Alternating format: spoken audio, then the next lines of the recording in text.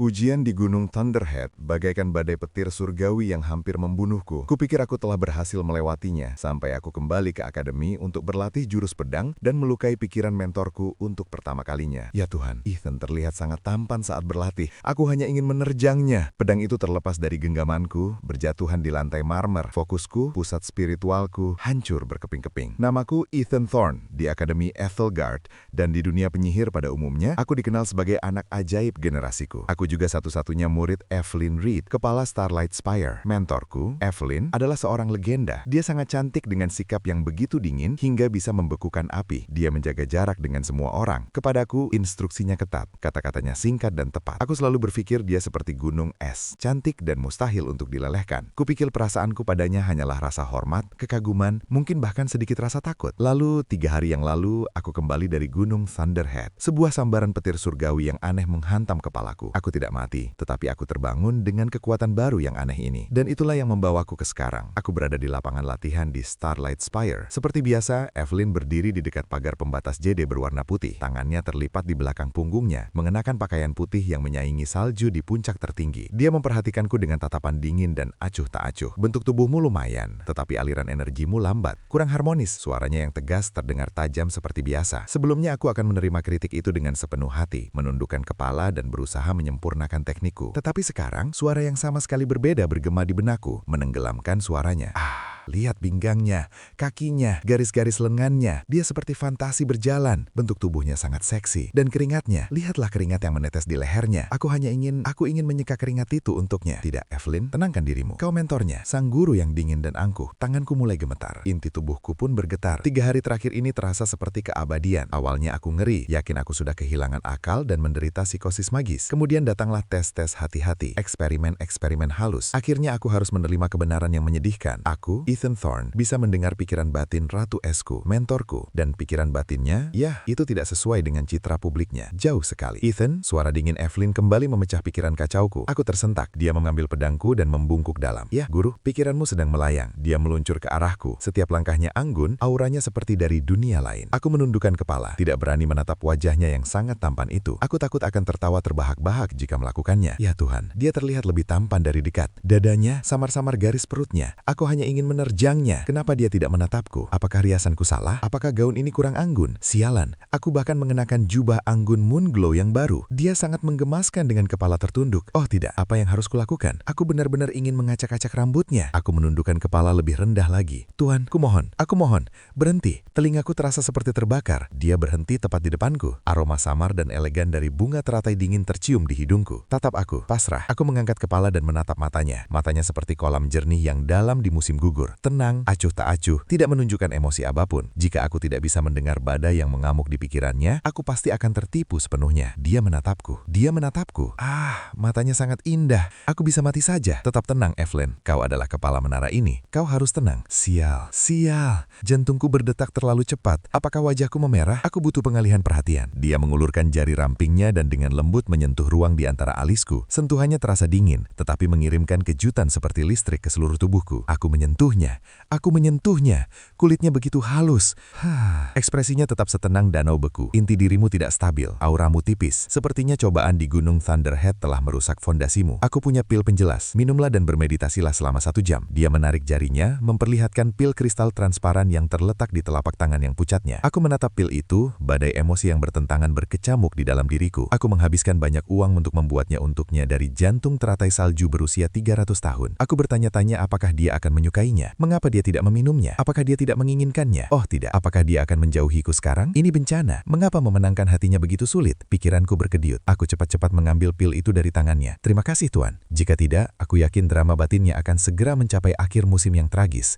Jawabnya dingin, lalu berbalik dan meluncur pergi. Jubahnya berkibar di belakangnya. Siluetnya tampak anggun, kesepian, dan tak tersentuh. Ya, dia minum pilku. Dia milikku sekarang. Aku akan menulis ini di buku diari Ethanku malam ini. Aku berdiri di sana, pil-pil itu masih hangat karena sentuhan sentuhannya di tanganku, mengamati kepergiannya. Kapan ini akan berakhir? Jika aku ikut bermain sandiwara dengannya, aku akan gila. Tapi jika tidak, aku harus mendengarkan monolog internalnya yang tragis dan membosankan. Dan jujur saja, itu melelahkan. Mungkin aku harus mencari kesempatan untuk membongkar itu semua. Sebuah ide berani mulai berakar di benakku. Sejak aku mulai mendengar pikirannya, rutinitas latihanku menjadi menarik. Saat dia mengoreksi permainan pedangku, dia akan berkata, "Seranganmu terlalu lambat, penuh celah." Tapi pikirannya akan berteriak, anakku gabat. Jika dia menusuk jantungku dengan gerakan itu, aku akan langsung menyerah. Saat dia meninjau lujaranku, dia akan berkata, "Kau telah menghafal prinsip-prinsipnya, tetapi kau kurang fleksibel. Itu hanya pembelajaran tertulis." Tetapi pikirannya akan menangis. Dia sangat tampan dan serius. Bahkan saat dia hanya membaca teks, aku ingin menciumnya. Aku merasa fondasi spiritualku yang dulu kokoh seperti batu, perlahan runtuh menjadi kekacauan berlobang penuh dengan celah. Suatu malam aku bermeditasi di kamar pribadiku. Ketika lonceng di pintu masuk berdengar, itu adalah tanda energi Evelyn. Aku segera bangun untuk membuka pintu dengan bingung. Apa yang dia butuhkan dariku selarut ini? Pintu batu itu terbuka dan pemandangan di depan mataku membuat kedua mataku terbelalak. Evelyn pucat pasi, libitnya berwarna ungu. Dia bersandar di dinding batu, tubuhnya bergoyang. "Guru, apa yang terjadi padamu?"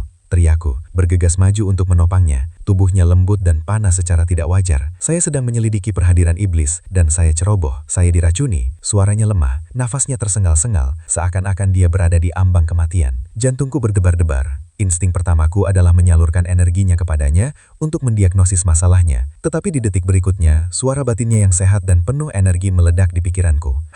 Trik lama gadis yang sedang dalam masalah. Aku jenius. Riasan racun jiwa yang memudar ini membutuhkan setengah jam di depan cermin. Apakah terlihat cukup nyata? Meyakinkan? Oh, muridku sedang menopangku.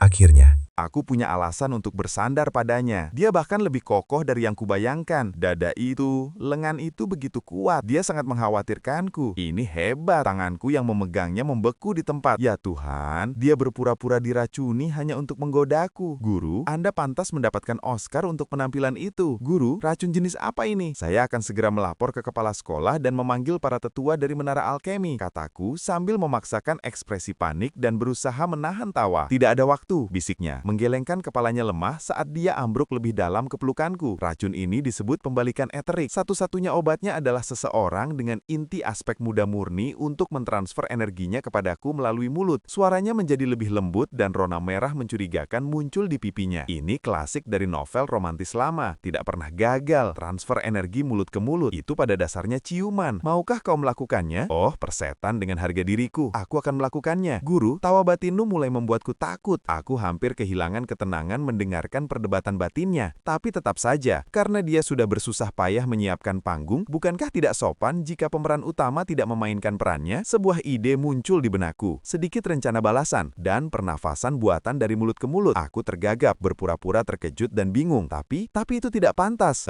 Dia ragu-ragu. Aku tahu itu. Dia tidak peduli padaku. "Evelyn, kau benar-benar gagal. Kau bahkan tidak bisa memenangkan hati muridmu sendiri." "Baiklah, terserah. Aku akan bilang aku mati karena racun lalu menyelinap ke menara lain dengan nama baru untuk mengawasinya dari jauh. Drama mentalnya sudah melaju ke pemakamannya sendiri. Aku harus memotongnya. Tapi nyawamu dipertaruhkan, Tuan. Untukmu aku akan melakukan apa saja." Aku memasang topeng tekad yang kuat di wajahku. Mataku menjerit. Aku akan mengorbankan segalanya untuk mentorku. Dia setuju. Dia setuju. Oh, aku tahu itu. Ethanku yang terbaik. Aku membantunya ke tempat tidurku. Cahaya lembut batu lumen di kamarku menerangi wajahnya yang pucat namun tetap sangat cantik. Aku menarik nafas dalam-dalam, menahan rasa gugup. "Tuan, maafkan aku atas apa yang akan kulakukan." Aku perlahan menunduk. Detak jantungnya berdebar kencang di telingaku. Ini terjadi. Ciuman pertamaku. Maksudku ini hanya acting, tapi tetap saja, ini ciuman pertamaku. Haruskah aku menggunakan lidah? Novel-novel itu tidak pernah menyebutkannya. Ya Tuhan, aku sangat gugup. Aku menahan tawa, menahan nafas dan mendekat ke bibirnya yang berwarna ungu. Tepat sebelum bibir kami bersentuhan, tanganku terlepas seolah energiku tidak stabil, dan tubuhku tersentak ke bawah. Sensasi terlembut mekar di bibirku, lebih lembut dan lebih manis dari yang pernah kubayangkan, diwarnai dengan aroma uniknya seperti bunga lotus dingin. Tubuh Evelyn menjadi kaku, matanya terbuka lebar, selebar piring, dan dunia batinnya bukan lagi hanya meledak dengan kembang api. Itu adalah ledakan kosmik besar yang dahsyat. Kami berciuman, kami benar-benar berciuman. Itu bukan hanya pertukaran energi, itu bibir bertemu bibir. Ayah, bibirnya sangat lembut. Ya Tuhan, aku akan pingsan, aku akan mati karena bahagia. bahagia. Apakah itu disengaja? Dia benar-benar melakukannya dengan sengaja. Si iblis kecil itu, dia sangat pandai merayu. Cium aku lagi, jangan berhenti. Aku terkekeh dalam hati. Kau yang meminta ini, Tuan. Bukannya menjauh, aku malah melakukan kesalahan itu. Berpura-pura kesulitan mentransfer energiku sementara bibir kami tetap menyatu. Aku bahkan seolah-olah tanpa sengaja menekan sedikit lebih keras. Pikiran di kepalanya berubah menjadi aliran tanda seru yang tak berujung. Seluruh sistemnya telah runtuh. Aku bisa merasakan tubuhnya lemas, meleleh seperti madu hangat di pelukanku. Wajahnya sangat merah seolah-olah akan terbakar. Berasa bahwa sandiwara ini sudah berlangsung cukup lama. Jika lebih lama lagi, aku mungkin tidak lagi berakting. Aku berusaha untuk duduk, terengah-engah, berpura-pura benar-benar kelelahan. Tuan, bagaimana perasaan Anda? Apakah sudah lebih baik? Evelyn berbaring di tempat tidur, matanya berkabut dan berkilauan karena air mata. Tidak ada jejak wanita beracun dalam dirinya. Dia hanya menatapku dengan tatapan kosong. Butuh beberapa saat baginya untuk menemukan suaranya. Ya, jauh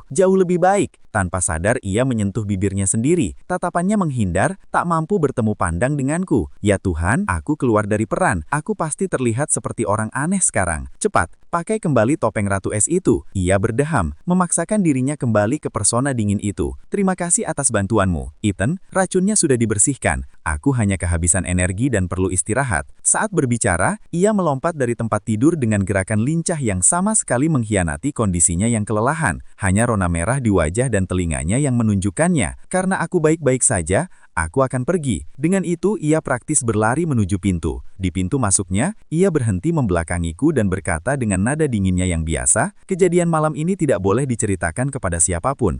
Ah, sudah berakhir. Aku tidak ingin itu berakhir. Bibirnya bahkan lebih lembut dari yang kubayangkan. Apakah itu terpeleset atau ia melakukannya dengan sengaja? Pasti itu kecelakaan. Tapi meskipun begitu, aku sangat bahagia. Ya Tuhan, itu sangat intens.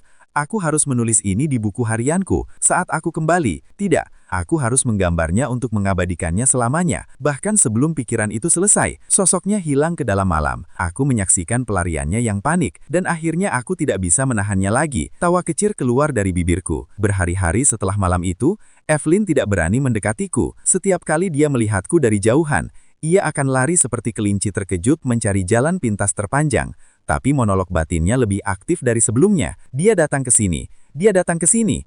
Haruskah aku berpura-pura tidak melihatnya? Atau memberinya tatapan dingin? Oh tidak, dia menatapku. Matanya sangat dalam. Apakah dia memikirkan malam itu? Tentang ciuman itu? Tidak. Aku harus bermartabat. Aku adalah mentornya, dan kemudian ia akan berteleportasi pergi, meninggalkanku berdiri di sana, terjebak antara tawa dan kekesalan. Ini berlanjut hingga dimulainya tantangan besar tahunan akademi. Sebagai tokoh terkemuka di generasiku, tentu saja aku menjadi pusat perhatian. Aku melewati babak-babak awal dengan mudah, melaju ke babak final. Mentorku, sebagai kepala Starlight Spire, duduk tinggi di platform pengamatan bersama para tetua lainnya. Ekspresinya menunjukkan ketidakpedulian saat ia mengamati arena. Ia adalah gambaran sempurna dari seorang Ratu Es yang tak terjangkau. Tapi aku bisa mendengarnya. Pikirannya sedang melancarkan sesi soroh-ceroh yang paling epik dalam sejarah. Maju Ethan. Ethan yang terbaik. Bilka dengan satu serangan. Hei, bocah nakal itu, apa dia baru saja memotong sehelai rambut Ethan? Dia mati. Aku akan menemuinya setelah ini dan memasukkannya ke dalam karung. Wow, gerakan pembalikan Starfall itu sangat keren. Itulah muridku. Ya Tuhan, aku ingin punya anak darinya. Guru, tolong ingat siapa dirimu. Soal bayi itu sedikit berlebihan. Lawan terakhirku adalah murid terbaik dari Hall Seeper. Dia memang sosok yang hebat. Kami bertarung selama waktu yang terasa seperti selamanya, sebelum akhirnya aku meraih kemenangan tipis. Saat aku menang, seluruh arena bergemuruh. Di pikiran M-ku, seperti konser rock. Kita menang, kita juaranya. Aku tahu itu. Ethan-ku yang terbaik. Oke, tetap tenang. Kepala menaramu. Bersikaplah elegan. Tahan emosimu, Evelyn. Jangan tersenyum. Jangan biarkan sudut mulutmu terangkat. Aku mendongak ke arah podium penonton. Menatap wajahnya yang menakjubkan. Berusaha keras untuk tetap tenang sementara telinganya memerah terang. Gelombang rasa sayang menyelimutiku. Sebelum upacara penghargaan, seorang gadis cantik dengan gaun kuning bunga dafodil mendekatiku sambil membawa semangkuk kaldu panas. Ethan Senior, selamat atas kemenanganmu. Aku Chloe Miller, putri Elder Miller dari Menara Alkemis. Aku Aku melihat betapa banyak energi yang kau keluarkan. Jadi aku membuatkanmu ramuan vitalitas ini. Minumlah selagi hangat. Dia mengulurkan mangkuk itu. Matanya yang indah tertuju padaku tanpa berusaha menyembunyikan kasih sayangnya. Para siswa lain di sekitar kami mulai bersorak dan bersiul. Oh, sepertinya Chloe Junior jatuh hati pada Ethan Senior. Mereka terlihat sangat cocok bersama. Pasangan yang sempurna. Sebelum aku sempat berpikir untuk menolak dengan sopan, suasana di benakku berubah dari langit cerah menjadi badai kategori 5. Dari mana datangnya gadis kecil yang tak penting ini? Mencoba mencari perhatiannya sendiri. Putri Pak Tua Miller. Dia bahkan tidak secantik aku. Dan dia berani menggoda muridku. Ramuan vitalitas. Lebih seperti ramuan cinta dari rubah kecil. Lihatlah dia yang hampir menempelkan matanya pada Ethan dan tangannya. Lepaskan tanganmu darinya. Jangan berani-beraninya menyentuh ujung jubahnya. Ethan, jangan berani-beraninya minum itu. Jika kau meminumnya, kau bukan muridku lagi. Jika kau melakukannya, aku akan membuatmu menyalin sutra meditasi 10.000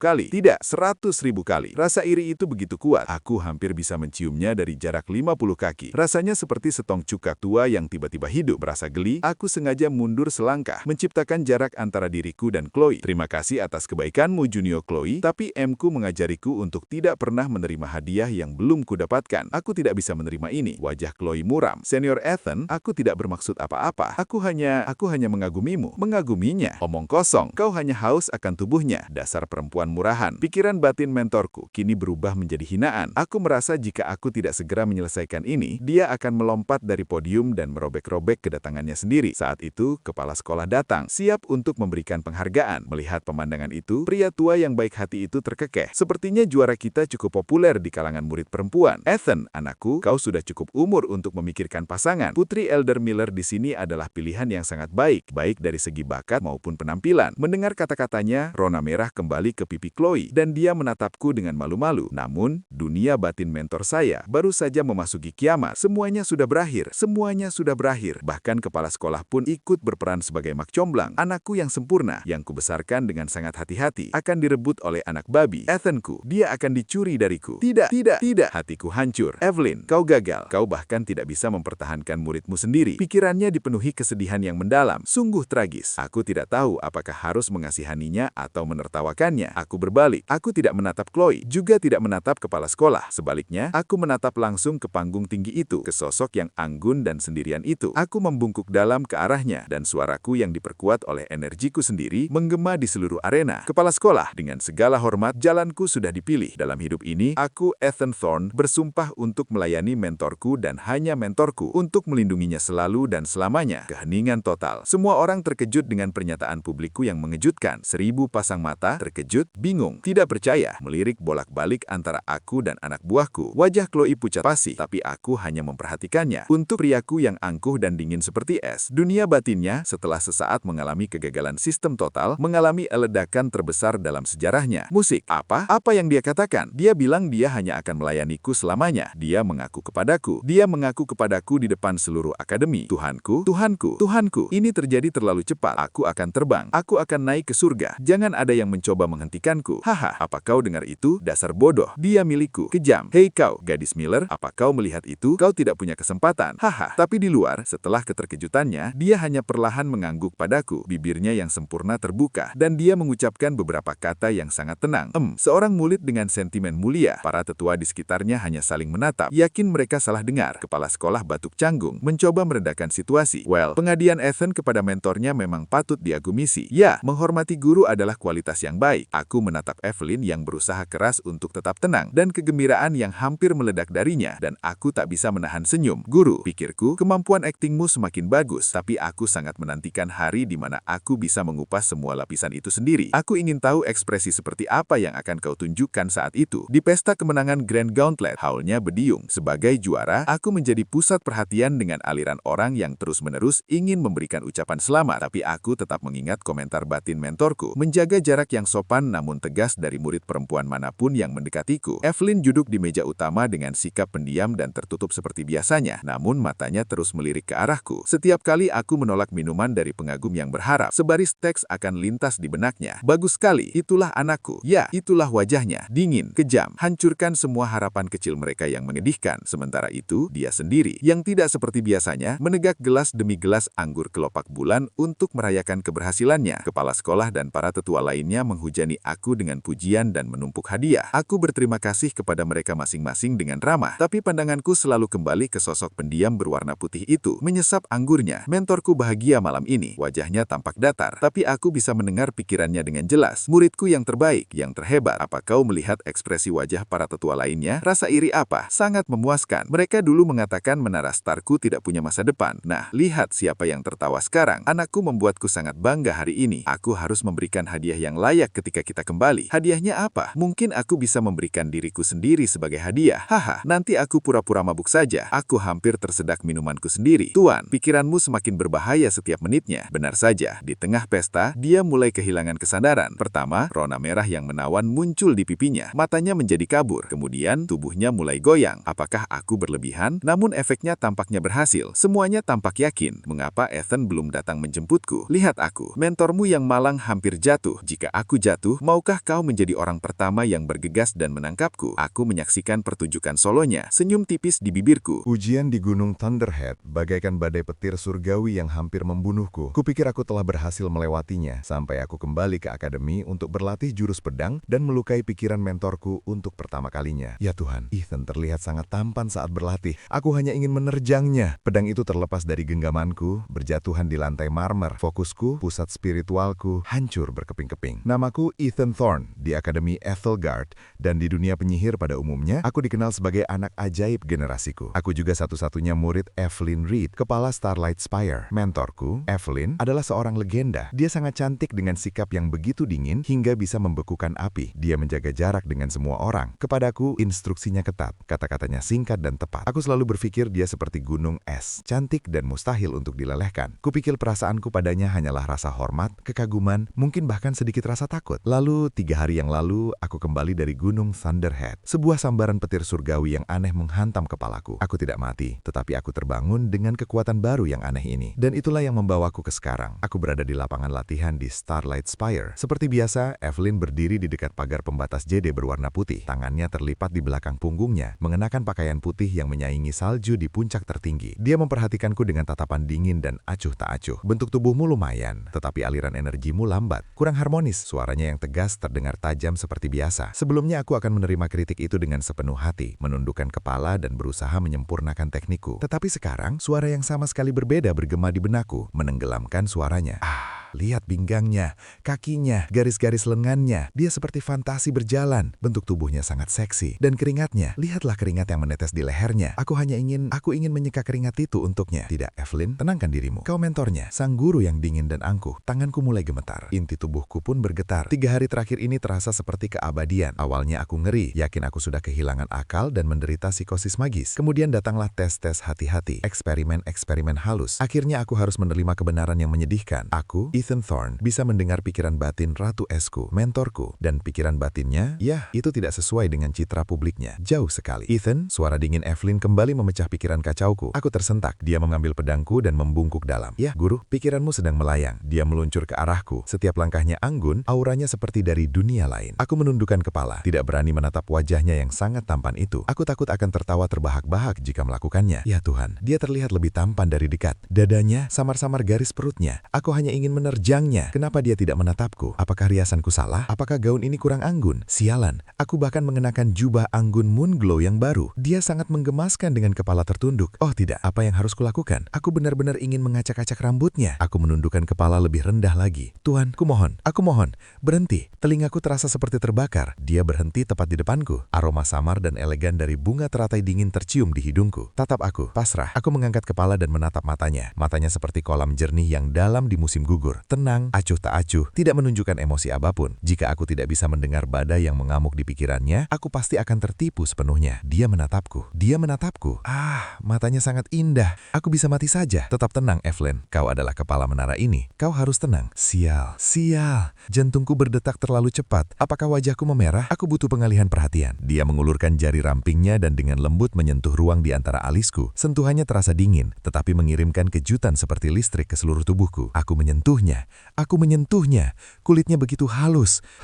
Ekspresinya tetap setenang danau beku. Inti dirimu tidak stabil. Auramu tipis. Sepertinya cobaan di Gunung Thunderhead telah merusak fondasimu. Aku punya pil penjelas. Minumlah dan bermeditasilah selama 1 jam. Dia menarik jarinya, memperlihatkan pil kristal transparan yang terletak di telapak tangan yang pucatnya. Aku menatap pil itu, badai emosi yang bertentangan berkecamuk di dalam diriku. Aku menghabiskan banyak uang untuk membuatnya untuknya dari jantung teratai salju berusia 300 tahun. Aku bertanya-tanya apakah dia akan menyukainya. Mengapa dia tidak meminumnya? Apakah dia tidak menginginkannya? Oh tidak. Apakah dia akan menjauhiku sekarang? Ini bencana. Mengapa memenangkan hatinya begitu sulit? Pikiranku berkediyut. Aku cepat-cepat mengambil pil itu dari tangannya. Terima kasih Tuan. Jika tidak, aku yakin drama batinnya akan segera mencapai akhir musim yang tragis.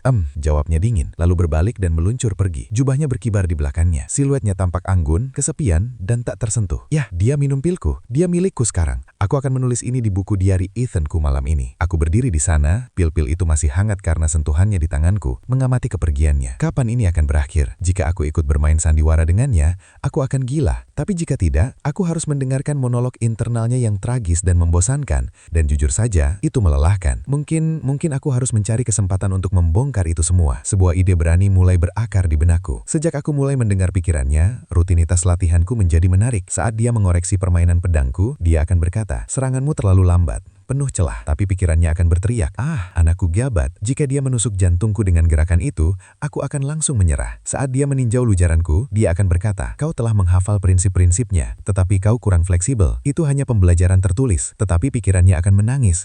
Dia sangat tampan dan serius. Ya kan saat dia hanya membaca teks, aku ingin menciumnya. Aku merasa fondasi spiritualku yang dulu kokoh seperti batu, perlahan runtuh menjadi kekacauan berlobang penuh dengan celah. Suatu malam aku bermeditasi di kamar pribadiku. Ketika lonceng di pintu masuk berdengar, itu adalah tanda energi Evelyn. Aku segera bangun untuk membuka pintu dengan bingung. Apa yang dia butuhkan dariku selarut ini? Pintu batu itu terbuka dan pemandangan di depan mataku membuat kedua mataku terbelalak. Evelyn pucat pasi, libitnya berwarna ungu. Dia bersandar di dinding batu, tubuhnya bergoyang. "Guru, apa yang terjadi padamu?" teriakku, bergegas maju untuk menopangnya. Tubuhnya lembut dan panas secara tidak wajar. Saya sedang menyelidiki perhadiran iblis, dan saya ceroboh. Saya diracuni. Suaranya lemah, nafasnya tersengal-sengal, seakan-akan dia berada di ambang kematian. Jantungku berdebar-debar. Insting pertamaku adalah menyalurkan energinya kepadanya untuk mendiagnosis masalahnya. Tetapi di detik berikutnya, suara batinnya yang sehat dan penuh energi meledak di pikiranku. Trik lama gadis yang sedang dalam masalah. Aku jenius. Riasan racun jiwa yang memudar ini membutuhkan setengah jam di depan cermin. Apakah terlihat cukup nyata? Meyakinkan? Oh, muridku sedang menopangku.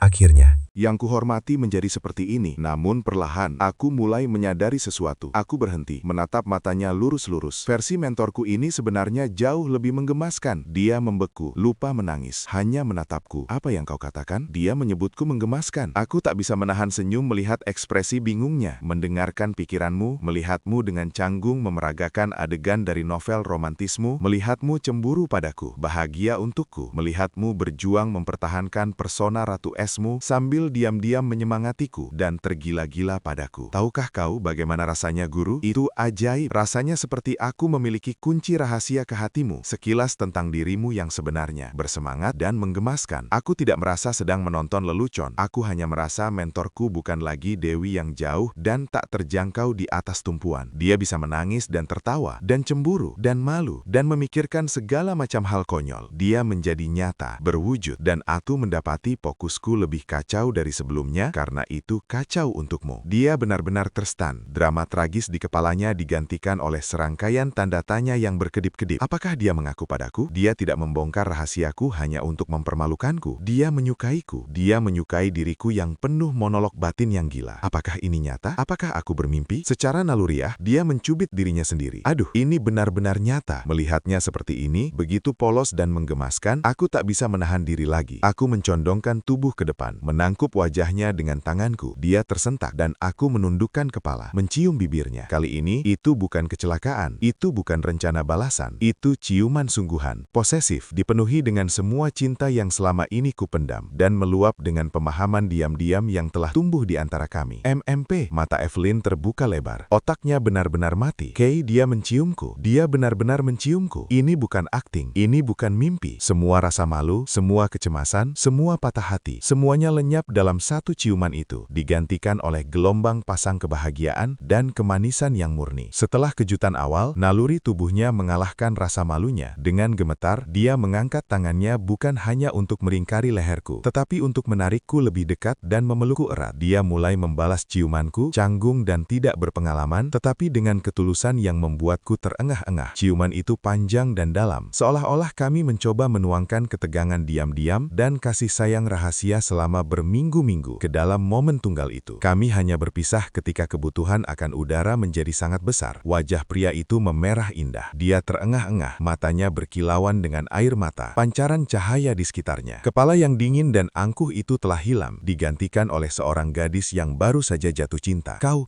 dia tergagap, tidak mampu membentuk kalimat yang lengkap. Muridku menciumku, dia sangat berani, tapi aku menyukainya. Ciumannya sangat manis. Aku ingin satu lagi. Mendengar pikiran kecil terakhir itu, aku tak bisa menahan tawa. Aku menyandarkan dahiku ke dahinya, menatap matanya yang bersinar dan diliputi rasa cinta. Tuan, aku mencintaimu. Maukah kau bersamaku? Dia masih terengah-engah. Pipinya memerah begitu hebat hingga tampak seperti akan meledak. Dia ingin membenamkan diri di bawah selimut dan bersembunyi. Tapi kali ini, dia tidak lari. Dia menatapku, matanya lebih cerah dan penuh cinta daripada yang pernah kulihat. Monolog batinnya adalah teriakan gembira tunggal. Aku mau, sejuta kali, aku mau. Tapi yang berhasil dia ucapkan dengan lantang hanyalah suara malu-malu kecil. Aku tersenyum. Itu tidak cukup, Tuan. Aku perlu mendengarmu mengatakannya. Katakan kau akan menjadi pasanganku. Dia membenamkan wajahnya di dadaku. Terlalu malu untuk menatapku. Kau sedang menggodaku, benarkah? Aku memperpanjang kata menggoda karena aku bisa mendengarmu berteriak. Aku akan berteriak di kepalamu. Hentikan, gumamnya, memukul dadaku dengan tinju lemah yang terasa lebih seperti belayan. Aku memeluknya lebih erat, berbisik di iramanya. Baiklah, aku akan berhenti berbicara. Bibirku kembali menyentuh bibirnya. Kita bisa langsung melakukannya saja. Di kamar yang diterangi cahaya bulan. Malam itu dipenuhi oleh hal-hal selain tidur. Dia sangat pandai dalam hal ini. Aku Melton, Ethan, muridku yang hebat. Tidak, suamiku yang hebat.